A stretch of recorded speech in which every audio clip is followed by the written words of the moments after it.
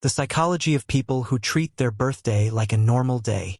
Have you ever noticed how some people treat their birthday like it's just another day? No excitement. No countdown. No, only a few days left. They wake up.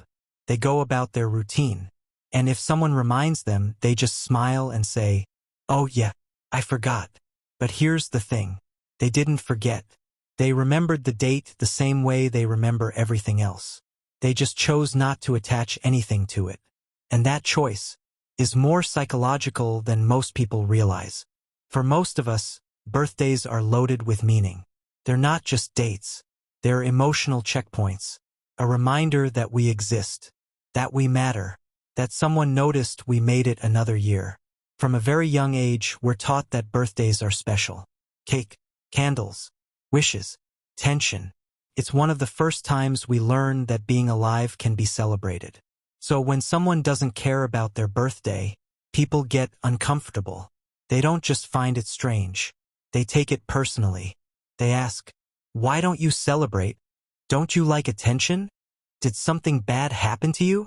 But psychology rarely works that simply. Here's something most people don't understand. Not celebrating your birthday is rarely about sadness. It's usually about experience. Experience teaches the brain what to expect, and expectations shape emotions.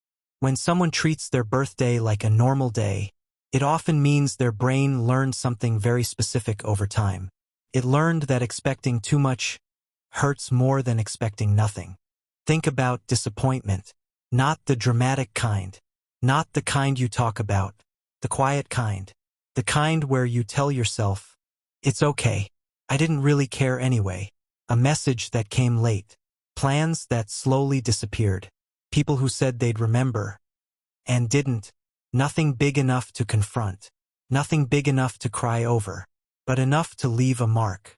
Enough times for the mind to say, "Let's stop attaching feelings to this." So some people adapt. They don't become angry. They don't become bitter. They become neutral. They remove emotional weight from the day. Before the day can remove something from them. No expectations. No anticipation. No disappointment. Just another date. And to the outside world that looks cold, but internally feels controlled. This is where emotional independence starts forming. People who treat their birthday like a normal day often learned how to self-regulate early. They stopped waiting for others to create moments for them. They stopped tying their happiness to external validation. Not because they don't want it, but because they learned it's unreliable. So instead of hoping people show up once a year, they learned how to show up for themselves quietly, every day. There's another layer here that most people never consider. Attention doesn't feel safe to everyone. For some people, being the center of attention creates pressure. Pressure to react correctly. Pressure to perform gratitude. Pressure to match everyone else's excitement. They don't hate celebration. They hate expectation. So rather than explaining this to the world, they simplify their life. They downplay the day. No big deal. Let's not make it a thing. I'm fine, really. And in that simplicity, they find peace. Psychologically, this is a form of self-protection. If you don't build the day up, can't break you down. If you don't expect warmth, you don't feel its absence. This isn't pessimism. It's a boundary, a quiet one. People often confuse this behavior with low self-worth. But in many cases, it's the opposite. These individuals stopped measuring their value by how loudly others acknowledge them. They don't need midnight messages to confirm they matter. They don't need public gestures to feel secure. They learn something subtle but powerful. Validation that arrives once a year is not something to depend on. Here's something interesting.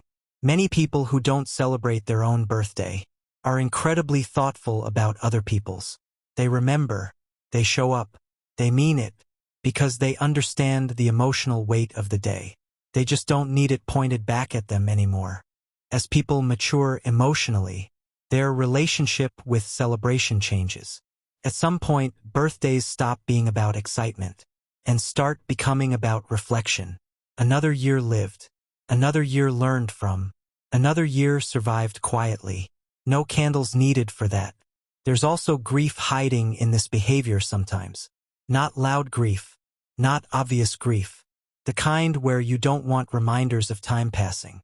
Of people who are no longer here. Of versions of yourself that no longer exist.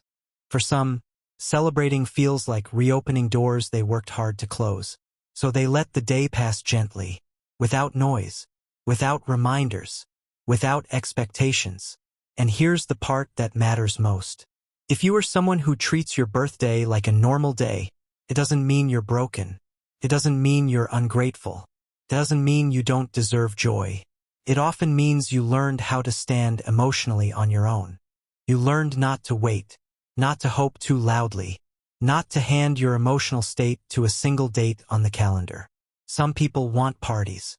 Some people want candles. Some people want attention. And some people just want peace. None of them are wrong. But society only celebrates one version. So the next time you meet someone who shrugs off their birthday, don't rush to fix them. Sometimes not celebrating is not a sign of emptiness. It's a sign of emotional self-containment. Not everyone wants to be celebrated. Some people just want to be understood. And that is a different kind of depth.